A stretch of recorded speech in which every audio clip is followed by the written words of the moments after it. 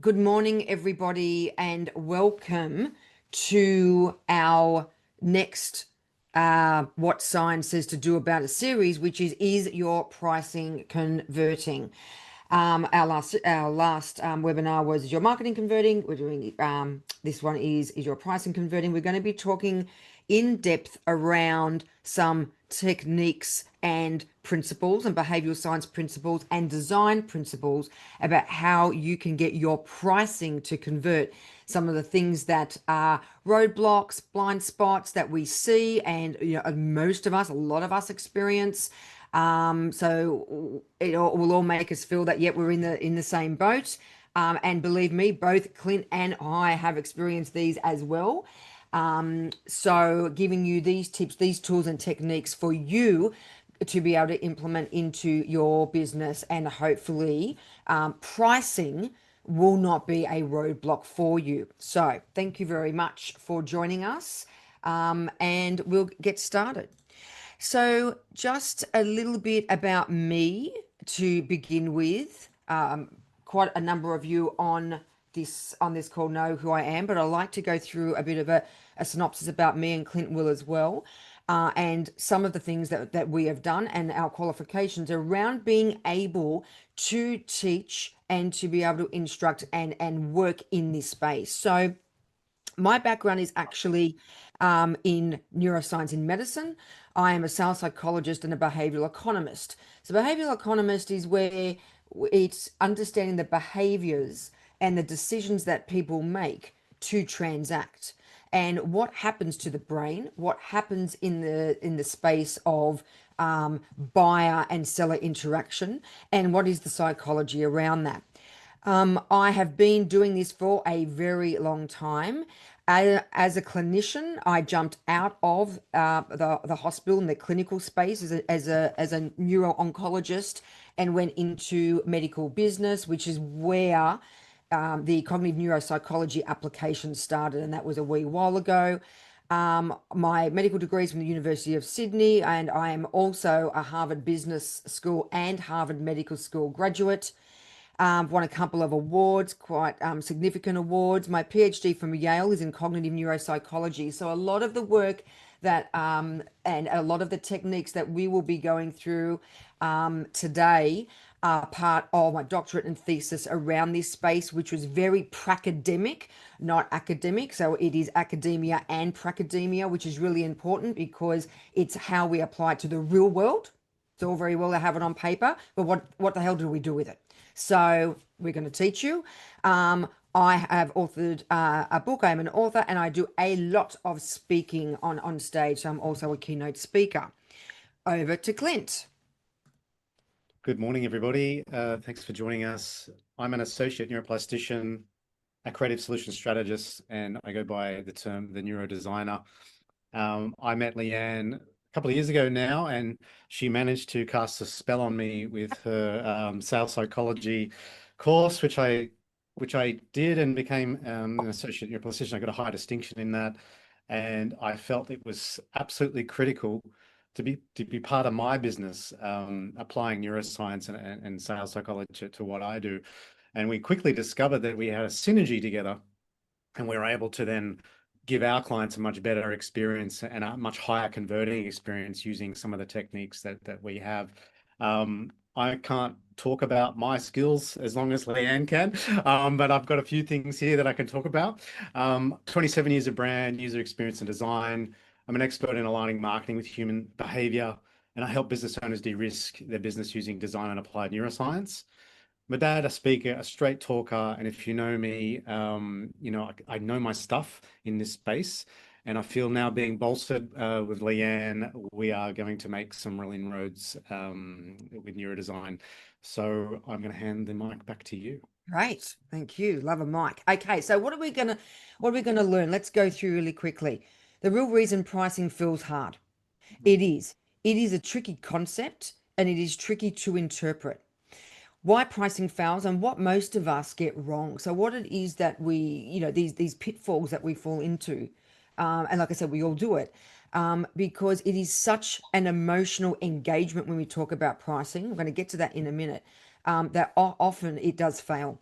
The science around pricing decisions. So I'm going to bring in a little bit of decision sciences and what happens to the brain when we're making a decision around price. I'm going to give you 5 examples that boost conversions that you can take away and actually start using. Clint's going to talk about the visual side of pricing, how it looks. It's all very well to look nice, and it's all very well to be in visually aesthetic and pleasing in the way that it is presented, but there's a lot more to it. It is not just about that. Some real world case studies, the pitfalls to avoid. We'll do some Q&A and just some final takeaways and action steps. So I'd like to start by asking a question. I know all you guys are muted. You can pop it in the chat. What percentage of sales do you think are lost due to incorrect pricing? And just pop it in and let me know.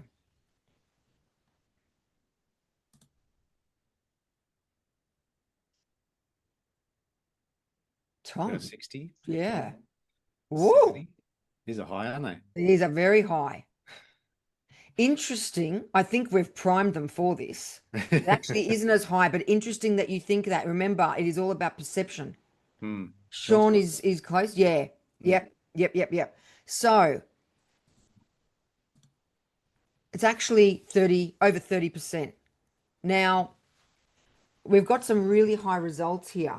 What I want to stipulate is we are talking only about price, not about the relationship between the value that you're offering and price, which is why probably a lot of you have got the percentages are high. This is purely about the number.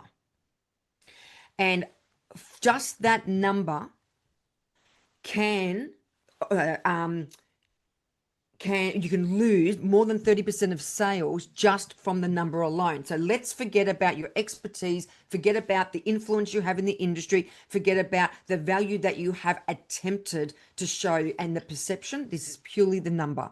So what happens is we focus on price rather than showcasing our value.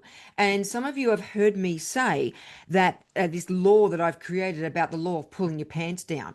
And I do have a little animated guy, not for this webinar, obviously, and it is because when we drop our pants, we reveal too much. And so we need to stop doing that and we need to price ourselves in the right way. Now, the 30% of sales aren't lost due to high price. It's got nothing to do with the number. It's got to do with the perception, how someone decides to work with you based on the number that they're seeing. Some other stats that are crazy is that the global average sales conversion now has dropped to around 21%, 20%. So that's extremely low. This is a medium of all industries. Some industries are better than others. Although the statistics, the most recent statistics, so these are the most recent stats, really aren't showing any more in any industry over 30%. So 7 out of 10 sales are being lost. That's a lot. 73% of buyers say that most interactions feel transactional. So what's happening here is that they're feeling that nobody cares about the problem because we love, and this is one of my pet hates, and one of the things that I teach is we need to stop selling features and benefits. What is it that you're solving? What is it that you're trying to do? And so because of that, 73, so 3/4 of buyers feel that it's around selling a product, selling a service, and not actually getting into the nitty gritty of what the problem is and how you're going to be able to solve the problem with your product, with your service, with your expertise, and the talent that you have.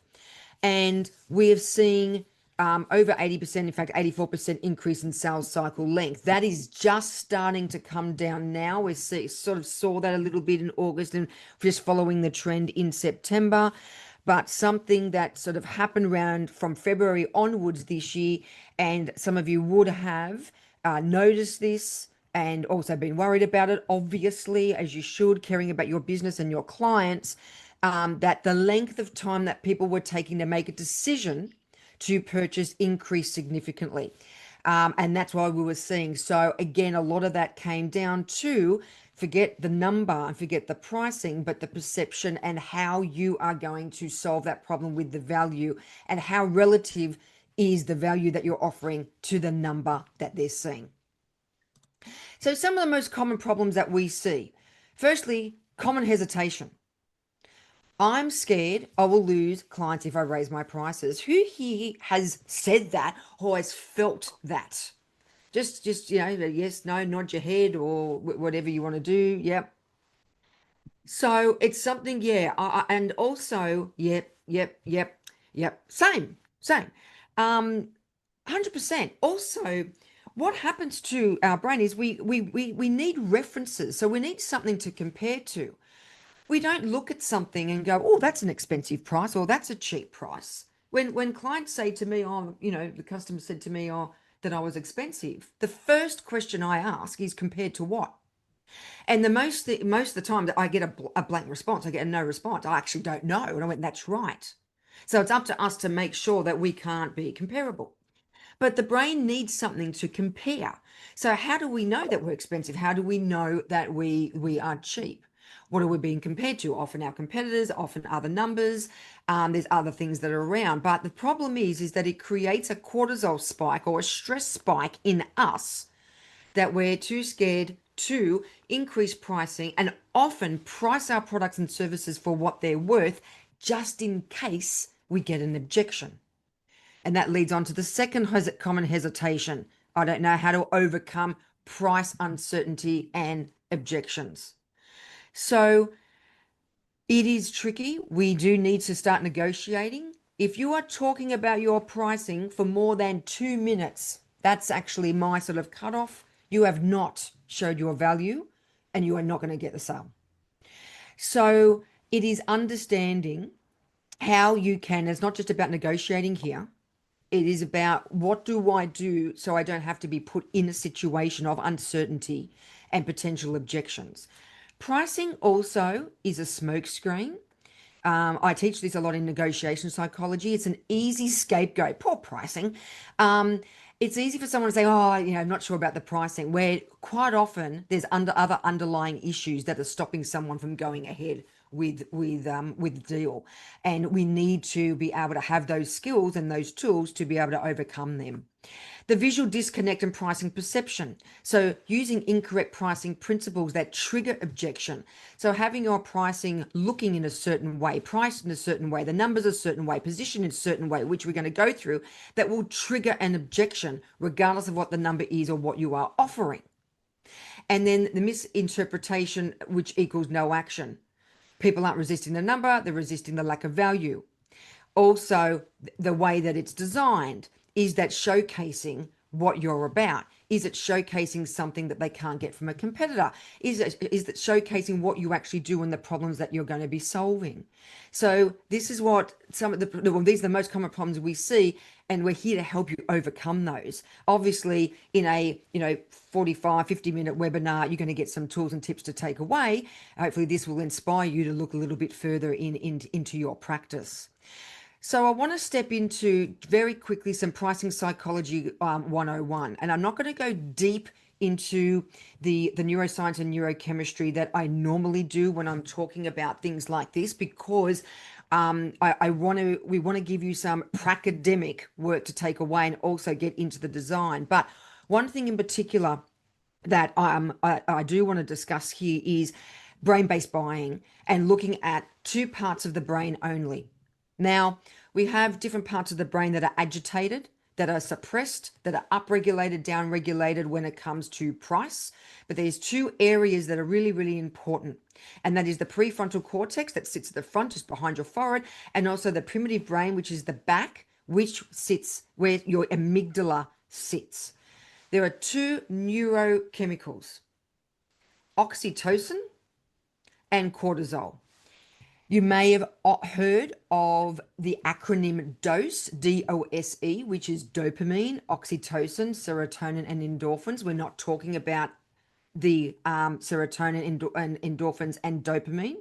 Oxytocin, definitely, but cortisol is a deal breaker. So I'm just going to tell you a quick story around a study that is going on at the moment. It's been going on for a very long time at Stanford University. I'm also now involved in one of the latter phases of this with Professor Brian Knutson, and the study is where around a product, price, and choice. So basically, what it is, got participants to go into a medical device called a functional MRI. You might know what an MRI is. A functional MRI looks at the brain activity in real time, and we can see the brain actually buzzing around, and we can see the chemical impulses happening in real time, and it comes up. So we can see what part of the brain is being activated. And they put some pictures up. It was actually a box of chocolates. And what they did is they showed a product. And what they found is that the prefrontal cortex actually lit up. Now, oxytocin is our reward activation hormone. It is our bonding hormone. It's our transacting hormone. It's our relationship hormone. It's how we do business. Oxytocin has to be activated for us to engage with clients. Cortisol is our stress hormone, we pull away. So cortisol is where we go, nope, no sale, no deal, not working with you, don't trust you, not sure, pricing doesn't look good, too expensive, you're not solving my problem. And that is what is the deal breaker. So when they showed them the box of chocolates, they went, chocolates. Be something nice. Of course, the front of their brain activated, and we could see that. Then what happened is they showed them the box of chocolates and a price. And still, even with the number and the way the number was presented, they still had the prefrontal cortex, the front of the brain activated. So they were still in reward activation mode. They were still like, yeah, this is great, bring it on. So they were happy to get the box of chocolates. They were also happy to pay for them. So the price itself was okay. The number itself was okay. Then they gave them a choice. So the box of chocolates came up, the price came up, and then they had to choose yes or no.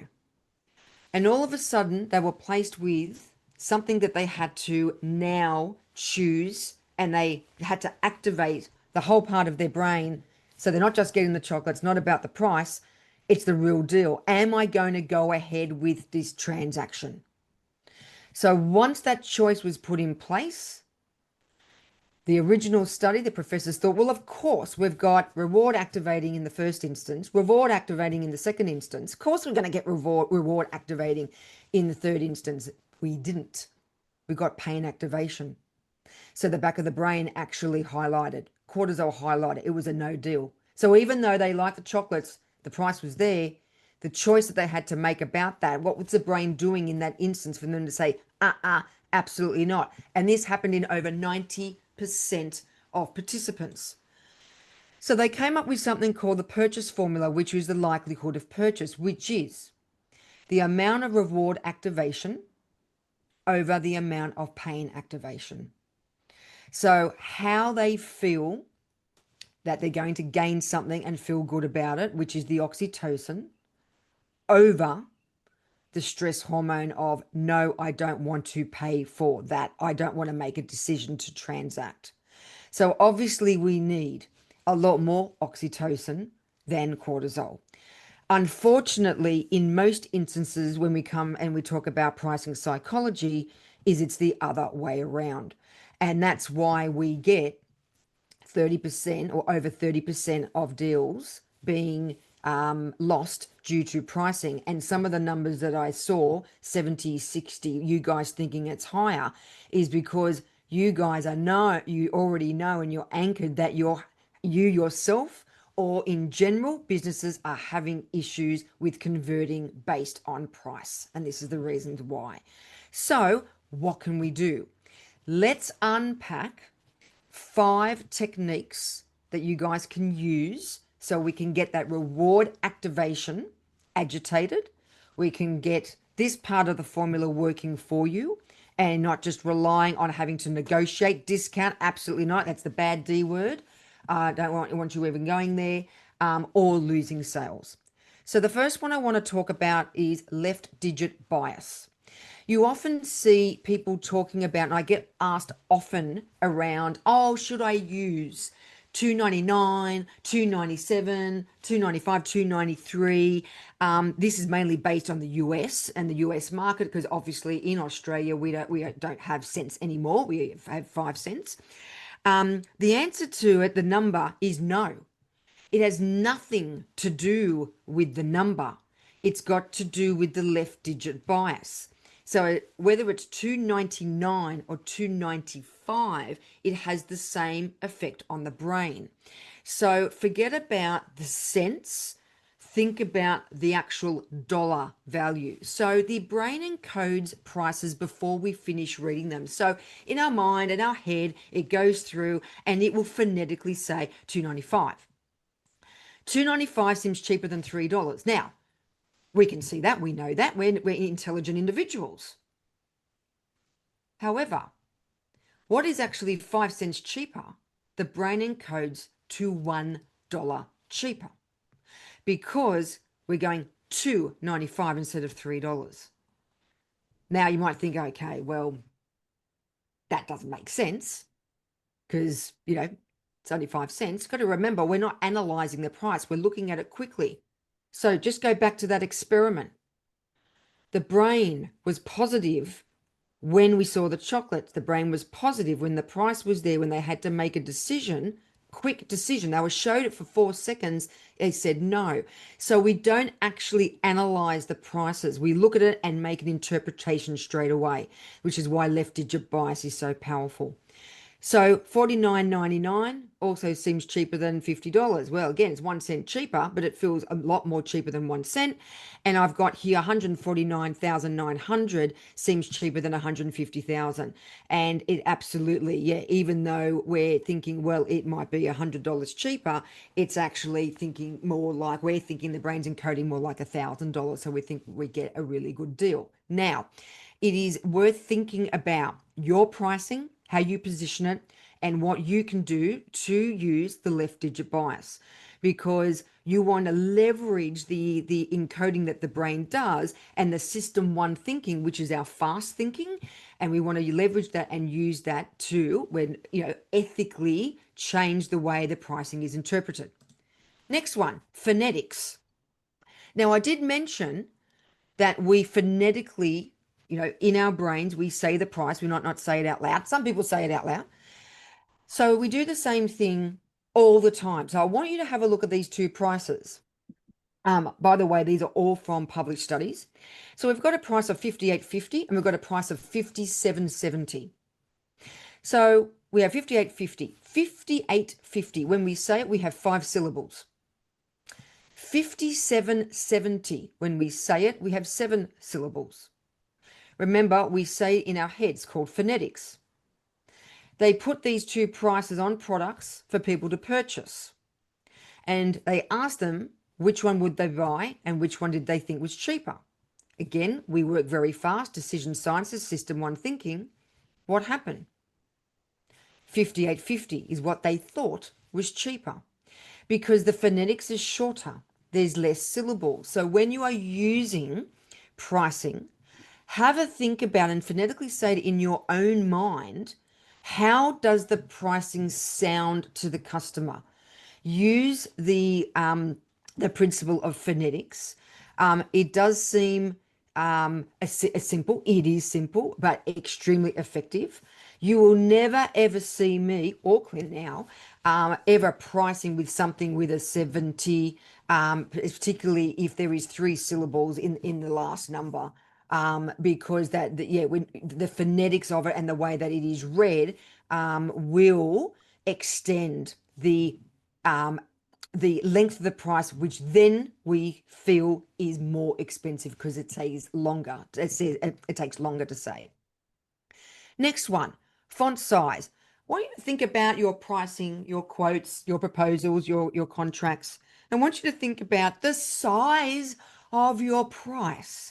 So, something I see all the time. We love highlighting our price. We bold it. We put it in 50 font size. We put it in neon lights. We underline it. We do whatever we can to show our customers the price. It is something ingrained in us. I don't know what it is. Even working in corporate, it's the same sort of thing. We like to highlight the price. Why? Why are we highlighting our price? We should be highlighting our value. Unfortunately, for those of us that do that, our brain confuses visual size for numerical size. So the bigger it looks, the more expensive it is. As simple as that. It's called misattribution. So if we see $25 that I've got here in a large font, we think something feels big, the price is high. So my suggestion is, well, published suggestion is, you either leave your font size of your pricing the same as the rest of the document or what you have in, say, maybe a table of your pricing schedule, or 1 point less. Please don't bold, underline, and highlight your pricing. You are taking away from the value and the expertise that you are having, that you have, and what you are showcasing. We don't want to highlight the price. We're not hiding the price. The price is there, but we highlight the wrong thing in our proposals. The fourth one is position. Now, this is a little bit tricky when it comes to those industries and those of you that use software that spit out pricing and quotes and proposals. I encourage you to rethink how you do this and how you can possibly customize that software. What often happens is there is a standardization of a pricing being on the bottom right of your quotes or your contracts and your proposals. That is the biggest boo-boo that you can make. Prices seem cheaper in different locations, particularly on the top left. So what happens is our brain encodes a visual fulcrum. So we look from the left, we go up, it's light. And then as we go clockwise around, we go down, bottom right, it seems heavy and anchoring. So not anchoring the bias, it anchors the price. So as the objects pull down, they feel heavier and they feel more expensive. I've actually done this and tested this myself with a particular client, same price, different locations and position, and couldn't believe the response. So I just sort of was testing the literature. So what we want to do, if we can, is quote and have our pricing position on the top left. So we've unbolded, we've turned off the neon light, we're not underlining, we've removed that, we've reduced the size of the font, and we're now positioning on the top left where that visual fulcrum we can take advantage of and it feels lighter. Also, as we go to the right side and the brain encodes what's happening on the right side, we're highlighting our value. So I would like you to then list all the things that are included, what the problem that you're solving, how it's going to be solved, and put them in point form. But you're actually highlighting that rather than the number and then the price. And the last one then that I would like to show you is decoy. You may have heard of this. There's a famous popcorn experiment that they did where the decoy is a third less attractive option is introduced to influence customers to purchase a more profitable or desired product. So with this, we've got the small, which was $3.50. This is experiment at the time. The medium was $6, and then the large was $6.50. Now, no one wanted the large, but for an extra 50 cents, well, am I going to get the medium for $6 when I can get the large for $6.50? Absolutely. But it's not an additional 50 cents that they've got. It's actually an additional $3 because without the decoy, without the medium-sized popcorn, people would have bought the small because they would have had to make an active decision to go large, which, remember, with the box of chocolates, reduces the likelihood because it increases the cortisol. So the decoy is there not just to get an extra 50 cents, but to get people choosing the large over the small, which is exactly what happened. So introducing a decoy strategically is a very good way of anchoring and priming people to the price or the particular option that you want, if especially for software. So, Richard, for you, for software in particular, SaaS managed services in particular, where they have multiple, options set up that you can choose, a decoy is often a very good way of leveraging that technique and getting them to choose another option. So I'm now going to hand it over to Clint to talk about the visual side of pricing.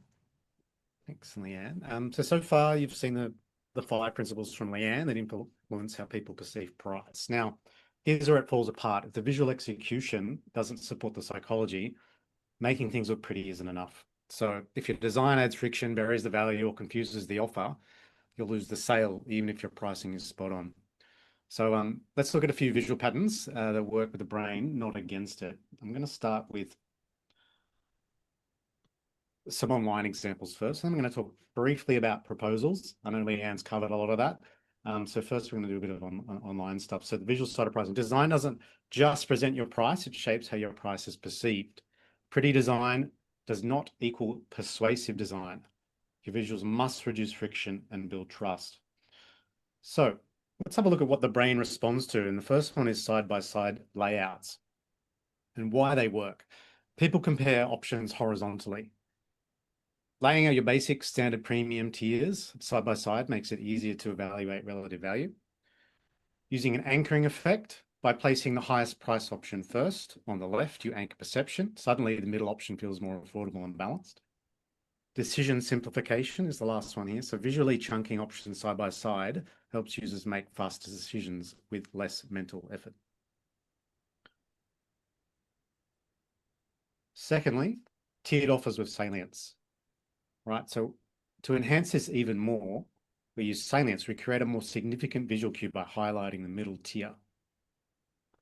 Tiering gives users context, right? People don't know if your offer is expensive or cheap until they can compare it to something. The presence of tiers helps them frame your value, right? So by highlighting professional, you're making it more salient, whereby the user is more agitated and drawn to that option. Excuse me, got someone calling me. Stop that. Thought I had silent on. Just a quick one I'm going to throw out to everybody. How many calls to action do you believe you should have on a page on your website? On a regular page, how many calls to action should you have? Tom said one. Anybody else chime in with a guess? Raj thinks one. One. It's a bit of a, yep, a few, but the same one. Yep. Ah, All right. clever, Tom. So five. Oh, Okay. okay. Wow, go I like Virginia. it. Yeah. I like it.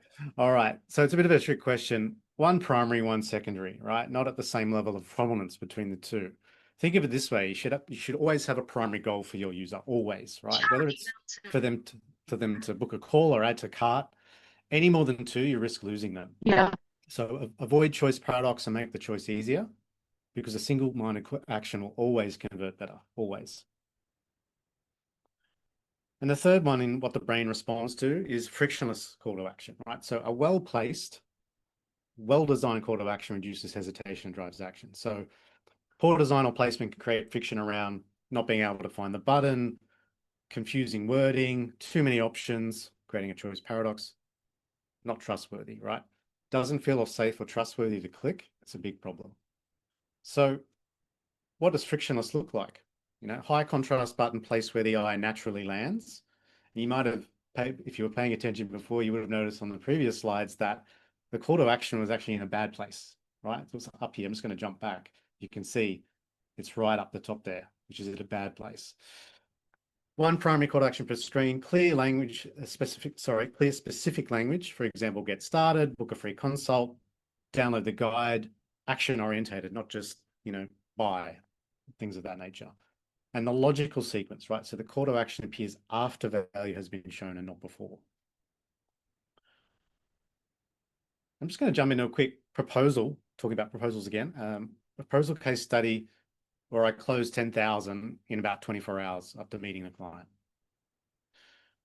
This particular client was in the real estate investment space. I was referred to them through a mutual contact. And this wasn't about the client's result. It's about how I was able to confidently price and close high value work fast. And I've got some key takeaways here. Some refer to pricing, some don't. But they're all very important. What made the difference? Clear articulation of value during the introduction call, right? Proving value and offering authoritative points of view during that sales process. Genuinely wanting to help, not just trying to close the deal, right? We can often get caught up in that transactional relationship that Leanne mentioned earlier. It's not just about closing the deal. It's about wanting to help. And that genuine desire and need comes across in how you present yourself.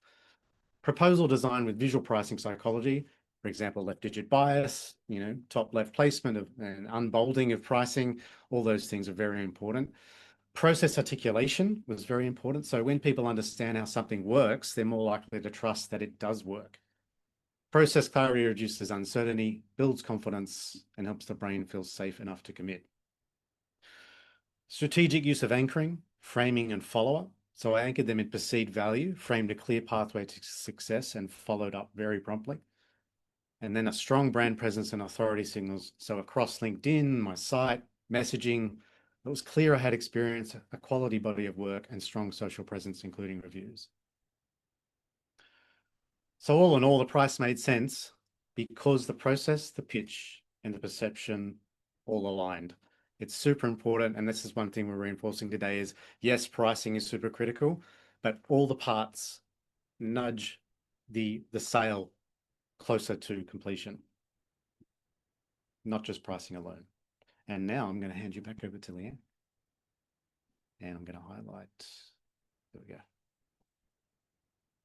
Great, thanks. I was just talking as I was on mute. Great, thanks, Clint. So just want to step into some pricing pitfalls to avoid before we actually there's a comment in the chat too from Sean that I wanted to talk about too, which will be interesting for a lot of people. Thanks, Sean, for that. So pricing pitfalls to avoid. So if we have a look at these, free equals cheap trap. So those of you who have worked with me, know that I hate the word free. Free equals nothing. And we often use, oh, get a free this, get a free that. But actually, the word free doesn't encourage people to engage or to download a guide or oh wow, I'm getting something free. And that comes down to something called loss aversion. So loss aversion bias is where we put twice as much emphasis on losing something than gaining something. So if we're happy with the status quo, we're going to gain something by being free. We go, oh, okay, great. But if we are going to potentially lose something, we go, well, hang on a minute. Stop right there. I need to work out what we can do or what I need to say or download or who I need to talk to so I don't lose that particular thing. So the reason why free is a trap is because it's considered as, well, you're just throwing something away. It's not really agitating the reward part of the brain.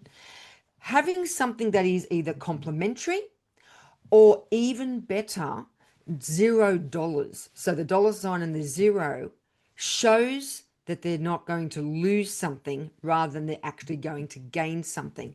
So just think about when you're pricing things and you're using the word free, where are you using it? Why are you using it? What can you use instead? Don't fall into that trap because it actually isn't as effective as you think, as you realize.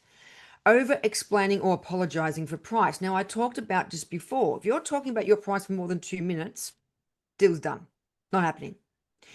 If you need to over explain and go over and over and over, or apologize for something being a certain price that it is, you shouldn't be having that conversation.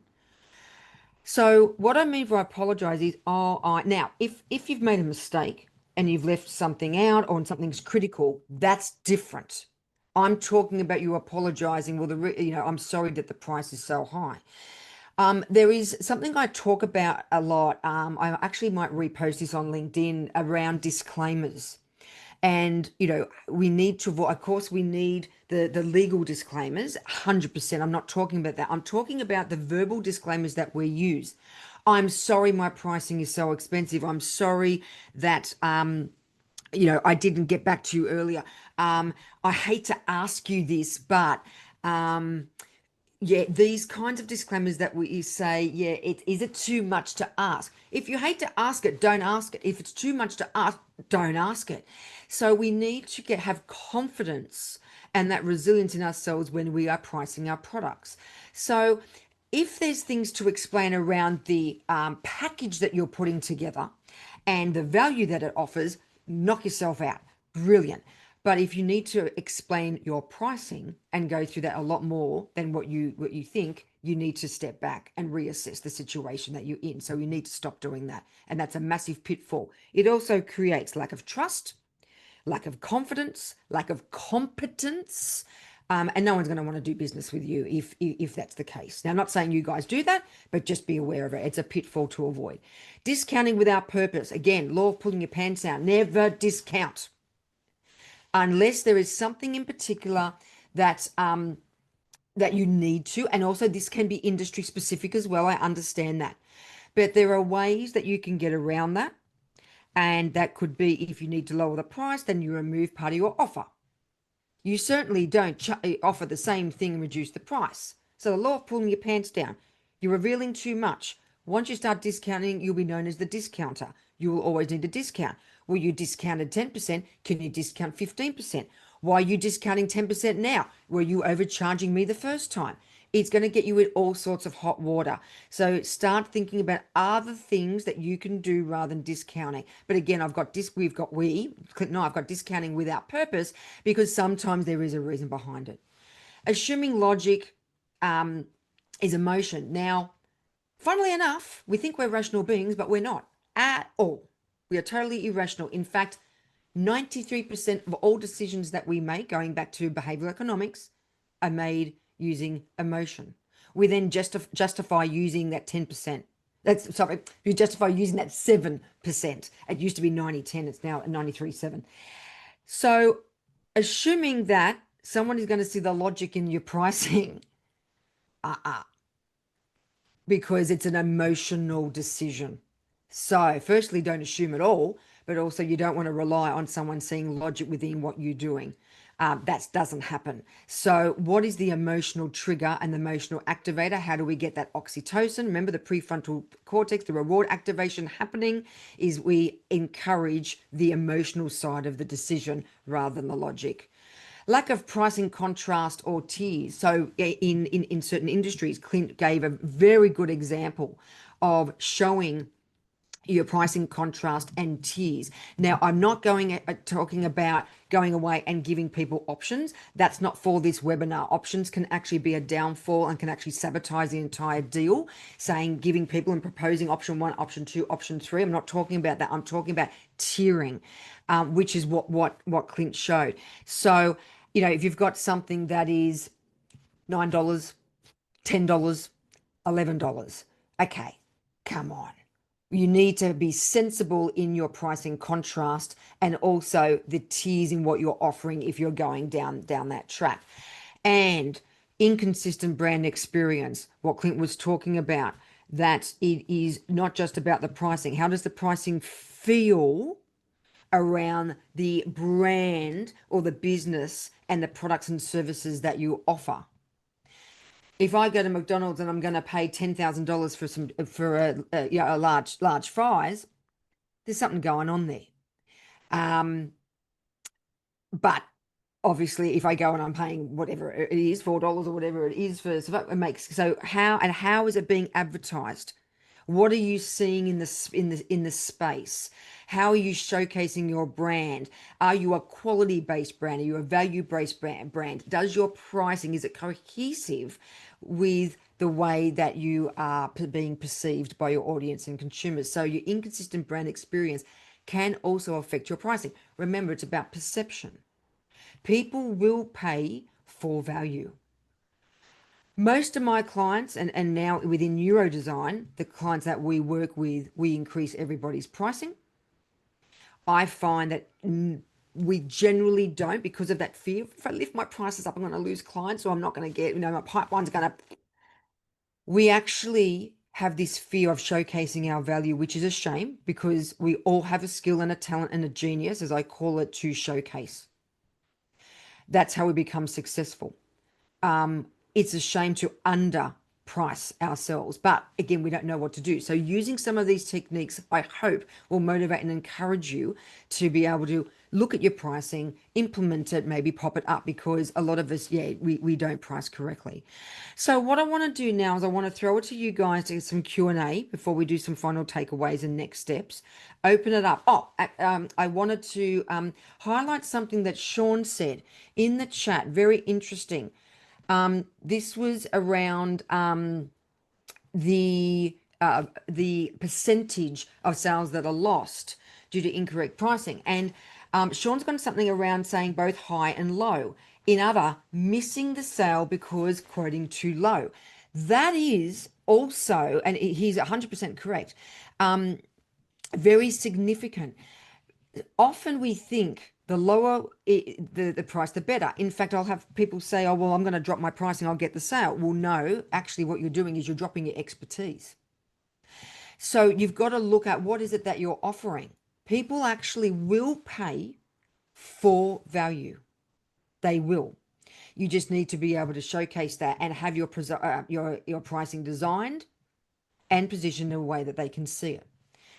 When it's too low, think about it yourself. Sometimes you hesitate. Do they know what they're doing? Why are they so much cheaper?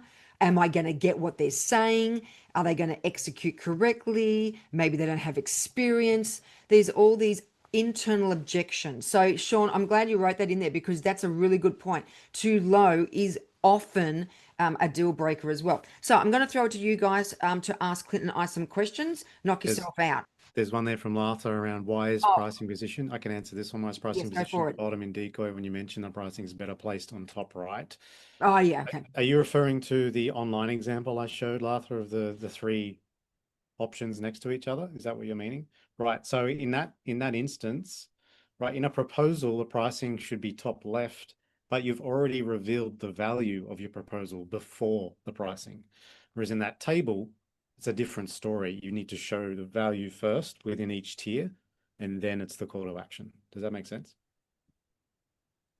Okay, great. Right. So that means in the previous page itself, you mentioned the value of the proposal, and the next page, you mentioned the pricing on the top left, Mm-hmm. correct? Top left. Yep. Oh, Yep. okay. Correct. Makes sense. Okay. Yep. It's Yep. always value first Always value first. Yep. and in bigger fonts. No bigger fonts. Small. No, no, no, Make no, them No, no. no, small. for the value, I'm saying. No, Yeah. not Oh, value. no. Well, Uh-huh. yeah, potentially 1 point. You don't want to overemphasize the value either. But yeah, so don't look at the what you're describing as your value. Sorry to take over. Sorry, Clint. You're right. Um, as being consistent with the rest of the document. So you don't want to so you want it to be consistent, but then you either have the same font size or 1 point smaller for your pricing. Yeah. So the value is still the same size as the remainder. It's de-emphasizing the price. De-emphasizing All the right. price. So don't change the rest of your document. Just make sure it's consistent, well designed, well presented, and then de-emphasize the pricing. So unbold, remove the underline. Don't make it bright pink and that kind of thing. All right. Tom. Yeah, hi there. Thanks for that, by the way, so far. It's been great. I just wonder if you could talk a bit about what you should send people, because I wonder if I sometimes overwhelm people. I do a Loom video, which goes down very well, like, hey, I think it's another nice way to do it. But then I tend to put a bit too much information in the email, I think. I just wonder if you talk about a balance between where people get bored or overwhelmed around that. Yeah. Do you want me to take this one, Clint? Yeah, go for that. Yeah. Yeah. Okay. So a couple of things. Comes down to the profile of your customer. So one thing that we actually in the next series, of which I'm going to talk about, we're going to talk about, so is going to be, are your leads converting? And part of that is around profiling, understanding your profiling. So there's certain groups of consumers that love detail. So yeah, visual is always great. So those Loom videos are awesome, and that's great. But there are some aspects of consumers that will want a detailed email. There are some that will go, I want 2 lines. So being able to identify the attributes and characteristics of those people, hopefully either that you've met them and you've had a conversation with them, or what I generally do, and I don't generally do anyway. I mean, you're a LinkedIn specialist, Tom. So getting on LinkedIn and actually profiling them based on their profile. So let's think about, for this instance, the disc profiling. Let's just look at someone that is a dominant person or someone who's compliant. A dominant person will want 2 lines. Tom, just give me a summary or an executive summary of what you're going to offer. What can happen is, if you give too much information, that in itself will be a deal breaker. So you're right in recognizing and acknowledging that. So it's identifying that profile.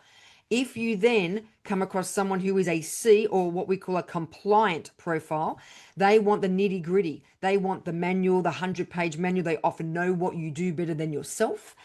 They've read your website backwards, forwards, inside out, upside down.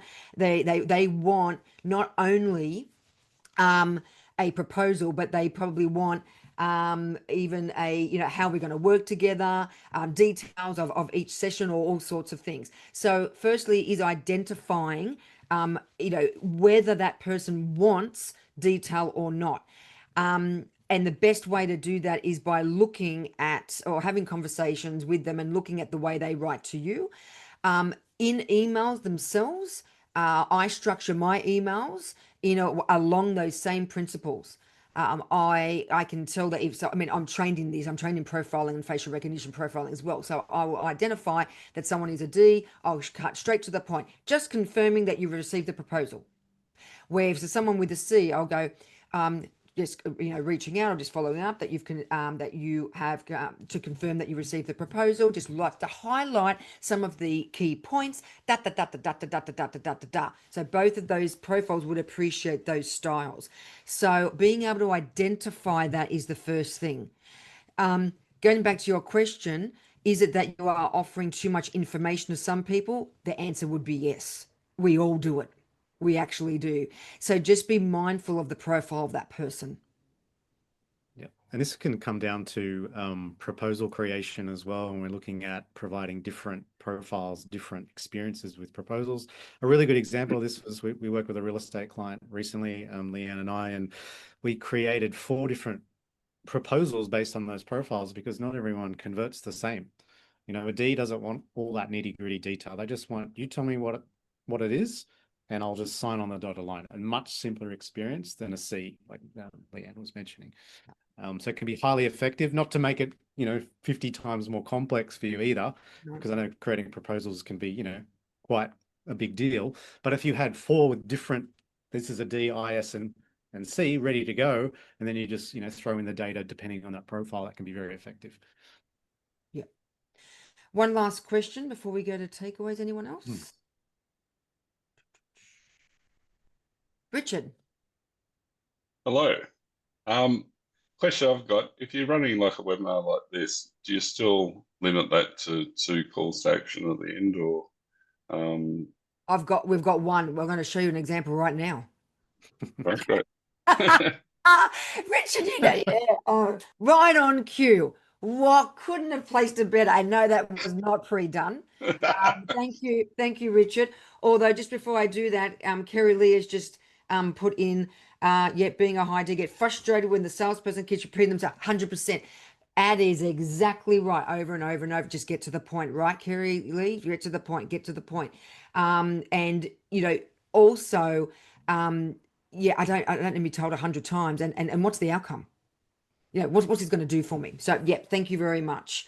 Okay, thanks, Sean. All right, so right on cue, Richard, as he asked, call to action. So one call to action, just to emphasize the question with the webinar. So what it is, and it's not, well, it is a call to action, but it is more around next steps. And that is around, if you would like to know more, and if something that is resonated with you today, we work with only 2 clients per month. And we work in a, not just price and psychology, obviously, in a much broader scale around entire neurodesign and behavioral economics, around getting, conversions around 80, 90%. And also in the way that we, work with your strategy and enhance what you currently do, getting some strategic insight and high conversion design that delivers results. So if this is something that you're interested in, there's a QR code there that will take you to a little form, a little, it's not a quiz, it's sort of an evaluation form that gives us a little bit of insight into what you do, and some of the things that you might want to learn. If this is something you're interested in, please fill that out and we can take a look to see if it's a good fit, if we're right for you and we can actually help you with it, and if the problem that you have is something that we can solve. So I encourage you to please fill that out. Clint and I will take a look, and then we will get back to you if that's the case and if that's what you would like. Just ending our What Science Says to Do About It series. Our next one will be, are your leads converting? You'll find out more information. Stay tuned. It's going to be in November, most likely the first week, if not the second week of November. We'll send information out about that. If you are interested in understanding a lot more around your marketing conversion, your pricing conversion, we're going to pop that into your lead conversion, our lead conversion webinar for you to learn. On that note, I would like to say thank you very much, everybody. We've got a couple of minutes left if anyone has any other questions.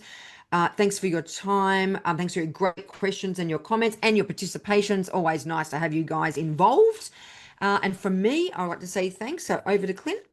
Yes, thank you, everybody. I hope that was valuable. I know the depth of Leanne's knowledge, it has no limits, and I learned something even on the call. So looking forward to the next one. Are your leads converting? It's going to be great in November. Please stay tuned for that. Details will come out shortly. So thanks again, everybody, for joining us.